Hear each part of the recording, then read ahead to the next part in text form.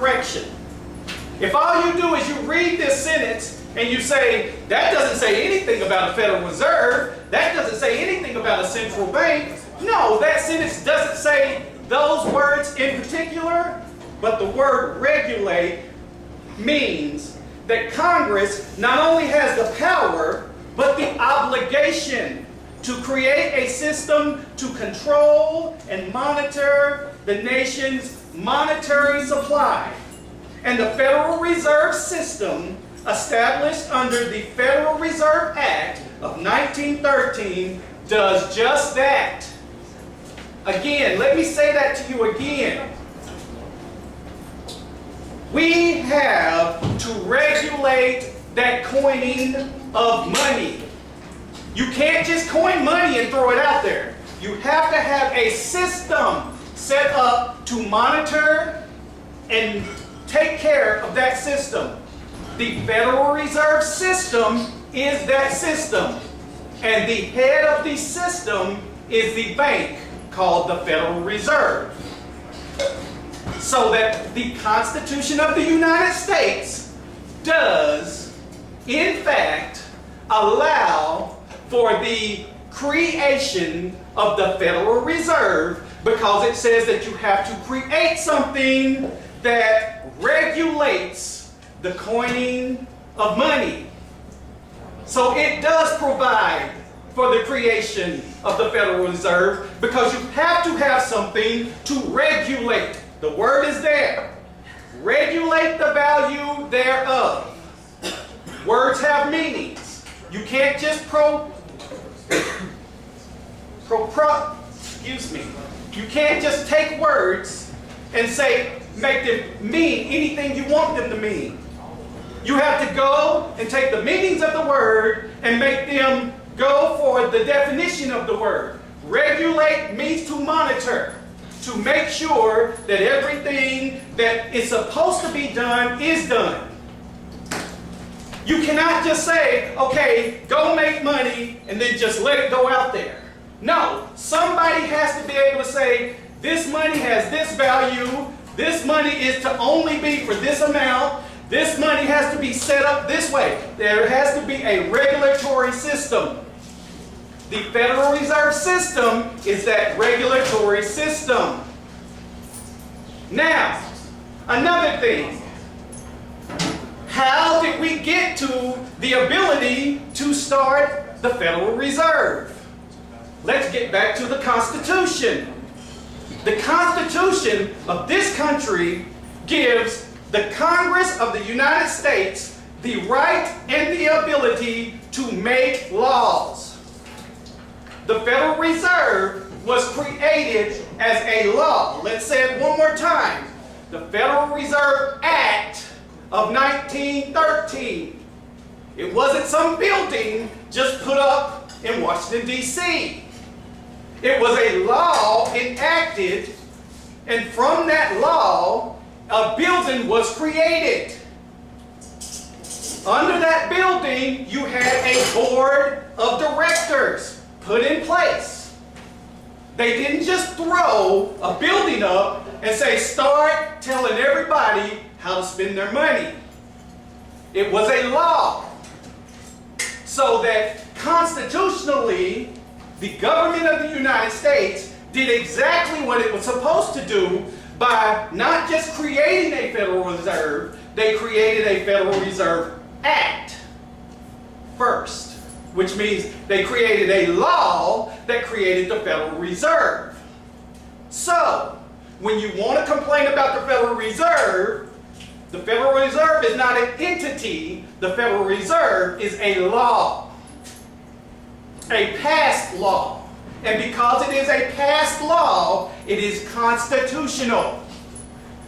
So your argument that the Federal Reserve is unconstitutional is wrong on two bases. Regulate means to monitor. Regulate means to make sure that the coinage that you are making has a certain value for a certain reason. And Federal Reserve Act is a law. Federal Reserve Bank is a result of a law.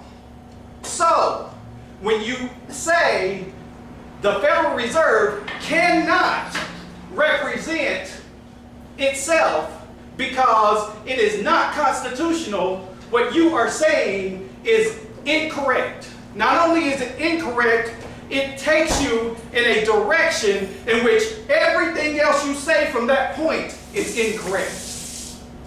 Why? Because you can't start at wrong and get to right. If you start at wrong and head down the path of wrong, you're going to end at wrong. And that is where we are tonight. You have put out a premise that was wrong. And when you put out that premise that was wrong, you have taken everything that you have said about that premise down a road of wrong. And with that wrong road, you have led everybody who believed your side of this argument down a road of incorrect.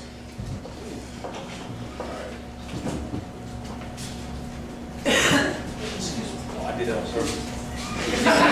Yeah, no kidding. Am I shorter than Tony? What's happening? Are you standing up? Yeah, I am, man. It's also Mitch Jefferson had to say that. Don't put the clock on here. This is just really conversation. What's happening, y'all? What's happening? Okay. Well, listen. I like these type of lively debates. I believe that this is something better for us to do on a Saturday evening than going out shaking the booties. Okay? Not to say you shouldn't do that, but I think this is much more entertaining. We need to stimulate the intellect. And I was listening over at a friend's house last night, and I was listening to a poem that she wrote. And the poem, I'm not going to say the poem because I'll tear it up. Okay? But the summation of that poem is this: to think. Okay? We don't like to think because our lives, we're just simplistic by nature. We're just humans, we're just simplistic by nature. So thinking takes us to a different category, especially when we have to think about complicated issues and things. But at certain times in our lives, we have to think. But not the thinking that we've been conditioned and brainwashed to do. I'm talking about critical thinking, which probably takes us to a different level.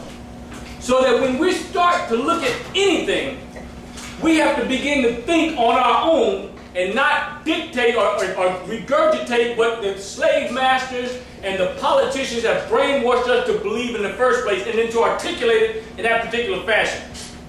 So when I came up here and did a presentation on 911, I think it was about in January, like Andy said. And Cheryl said it took me 2 hours to get to the presentation. And I responded to Cheryl that when you're talking to certain people, you have to bring the historical connection before you can lay it down to them. Because what I'm saying is definitely outside the box. What Anthony's saying is inside the box. But even our disagreement is a good thing. And I don't want you to think that me and him were going to battle anything, because we met each other while I was doing TV shows on the same set, but on different stages. Now, what I began to like about Anthony, because I said, well, I didn't pay attention. I don't pay attention to anybody unless they stimulate my interest. You got to say something out of the box to stimulate my interest. You can't just say anything with this Uncle Tom nonsense and expect me just to believe it. Okay? But he was on a set on The Bleeping Truth, which is a show that was hosted by Chris Mitchell, which is a good mutual friend of me and Tony. And on that stage, he just keeps going back about politics, and I said, okay, this is going to be a general discussion. Now we have children in the audience, so I'm on tape, so I guess I've got to bleep out what Anthony said. But in essence, what Anthony said was, F. Barbara Bush. Now I agree with that. I think so. But the whole establishment as well. I agree with it. So I said, well, me and Anthony, maybe sometime along the way we'll run into each other. Now we have business transactions that we participate in along the way. But at the same time, I said, maybe someday we'll get together and have a